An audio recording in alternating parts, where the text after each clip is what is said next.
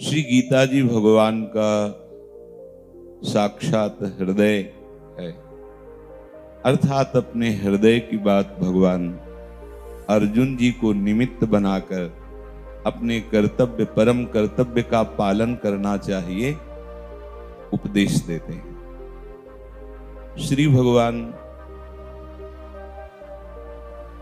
रथ को लेकर के दोनों सेनाओं के मध्य में खड़ा करते हैं और कहते, देखो ये अमुक है और ये अमुक है, देखो।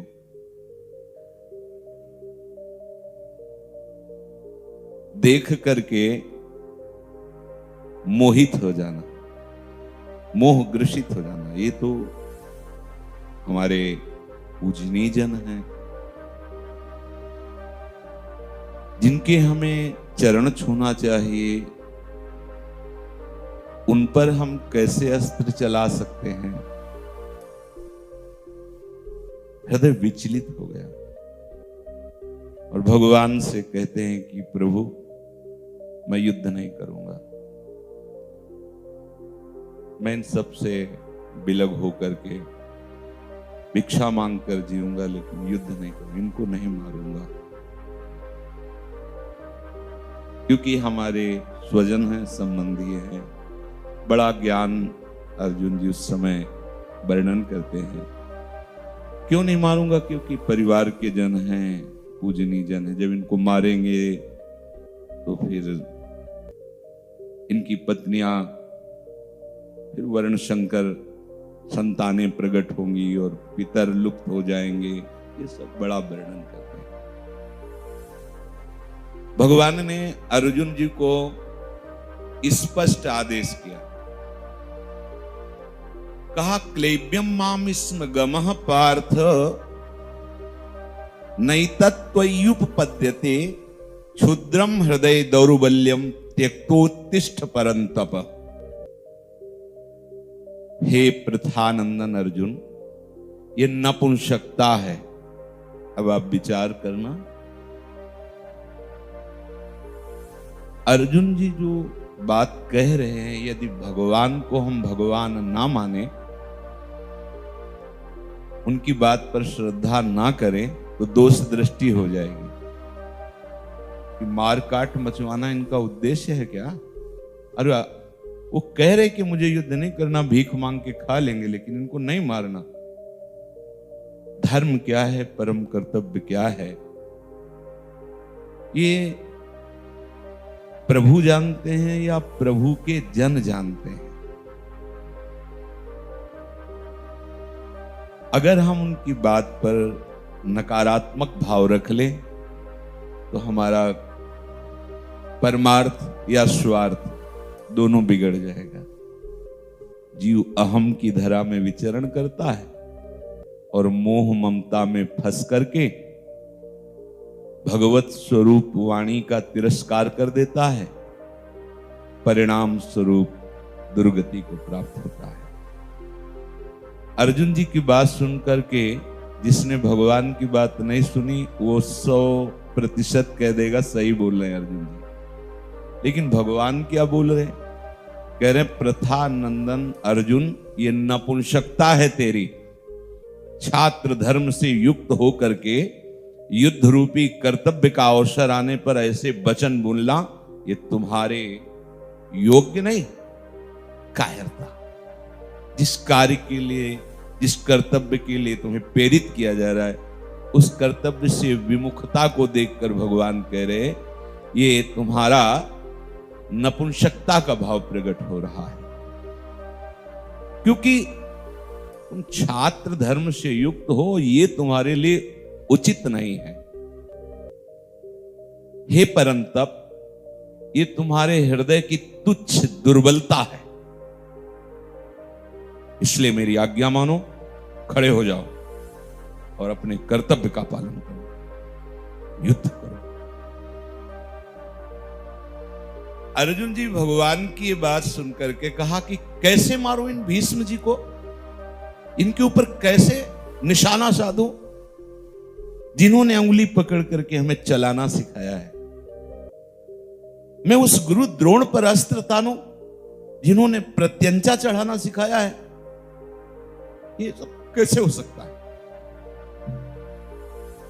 समझते जाना, कर्तव्य पालन के समय केवल कर्तव्य दिखाई देना चाहिए। और ये मोहासक्त वाणी अर्जुन जी की है। और जो मोहासक्त है वो 100% कहेगा अर्जुन जी सही बोल रहे हैं। ऐसा कैसे हो सकता है?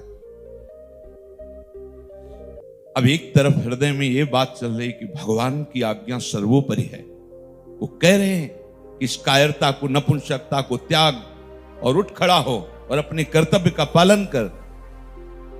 दूसरी तरफ ये बात बहुत जोर कर रही कि सामने जितने खड़े सब मेरे परिवार के हैं, सब मेरे पूज्य जन हैं, मैं कैसे ऐसा करूं? कांपने लगे अर्जुन। जब दुचित कबहू परितोष न लहाई, जब दो चित्त हो जाते हैं तो शांति नहीं मिलती। शरीर कांपने लगा, बुद्धि निर्णय से थकित होने लगी। जब ऐसी स्थिति आती है तो एक ही उपाय होता है, पर अहंकारी ये भी नहीं कर सकता। वो तो कृपा पात्र जन ऐसी परिस्थिति में ऐसे हो जाते हैं। ऐसे अर्जुन जी हुए। जो खास बात बताना चाहते हैं वो सुनिए। अर्जुन जी ने कहा, कार्पण्य दोषो पहत स्वभावः पृच्छामि त्वां धर्म सम्मूढ़ चेताः यच्छ्रेयः स्यान्निश्चितं ब्रूहि तन्मे शिष्यस्तेऽहं शाधि मां त्वां प्रपन्नम्। शिष्यस्तेऽहं साधि मां त्वां प्रपन्नम्। प्रभु, इस समय मैं निश्चय नहीं कर पा रहा। एक तरफ आपकी आज्ञा है, एक तरफ ये हमारे पूजनीय परिवार के जन। प्रभु, वास्तविक आप जो कह रहे हो, मैं कायरता रूप दोष से युक्त हो गया हूं, मुझे ऐसा लग रहा है। कार्पण्य दोषो पहत स्वभावा, मेरा स्वभाव बदल रहा है, क्योंकि मेरा स्वभाव है कर्तव्य से कभी कदम पीछे ना हटाना। पर प्रभु, इस समय मेरा पहत स्वभाव, मैं देख रहा हूं मेरा स्वभाव बदल रहा है, मैं कर्तव्य से पीछे हट रहा हूं। बुद्धि मोहासक्त होने के कारण दिखाने लगती कि ये सब पाप है। गुरुजनों की आज्ञा, भगवद आज्ञा, शास्त्र आज्ञा, इसमें विचार करने के लिए आपको अवसर नहीं दिया गया है। बिना ही विचार करिए शुभ जानी।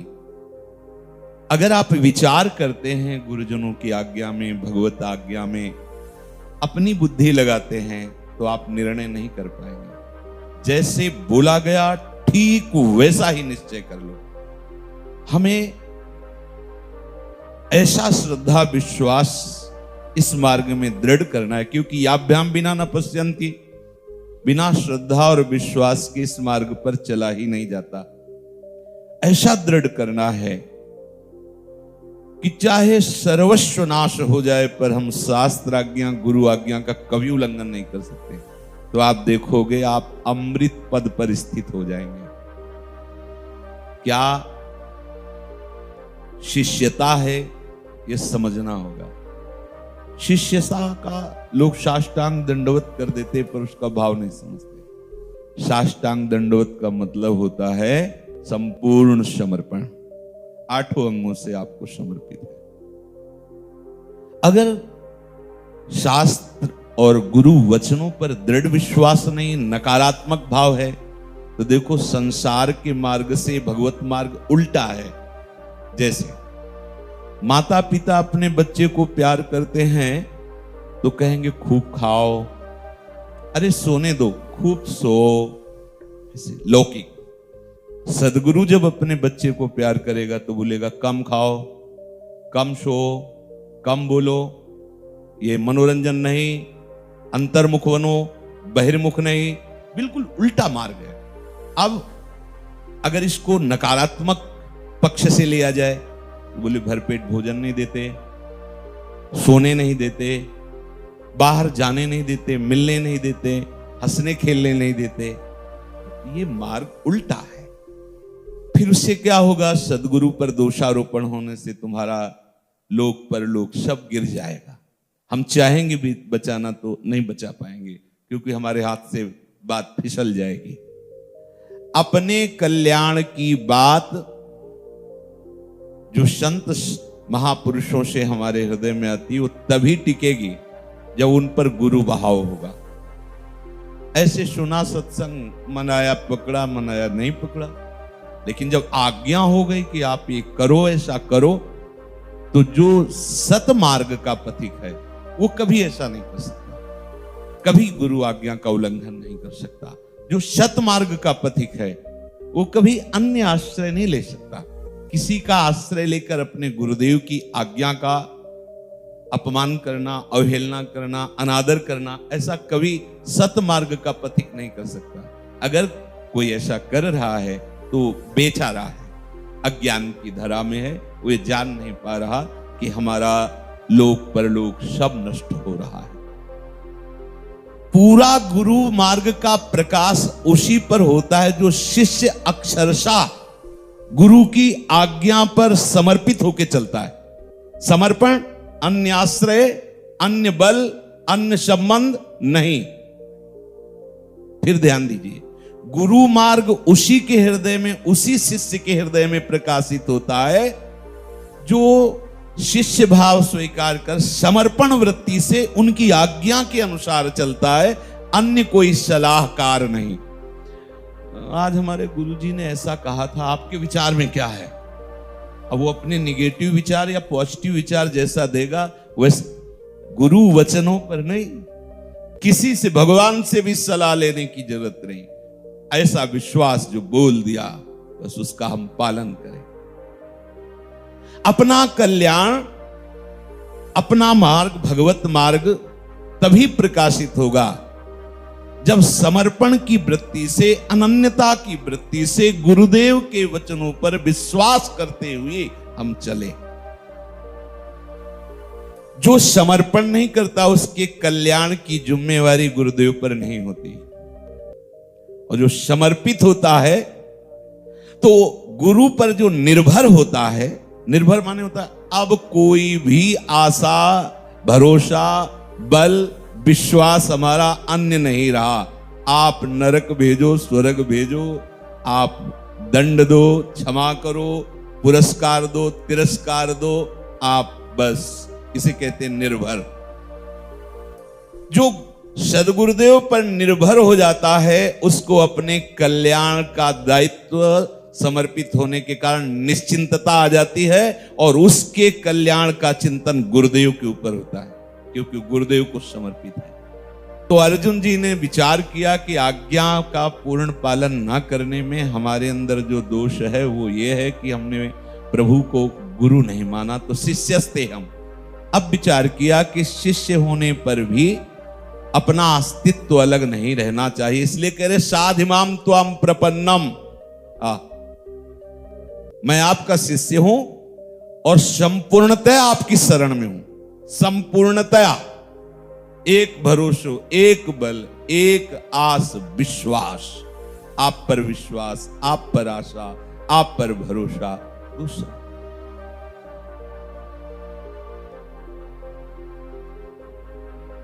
इसमें पहली बात, अर्जुन जी जब अपनी बुद्धि को देखते हैं कि क्या परम कल्याण है, क्या परम हित की बात है, ये मेरी बुद्धि निश्चय नहीं कर पा रही है और मैं अपने कर्तव्य से विमुख हो रहा हूं, ये पहली बात है भगवत मार्ग की।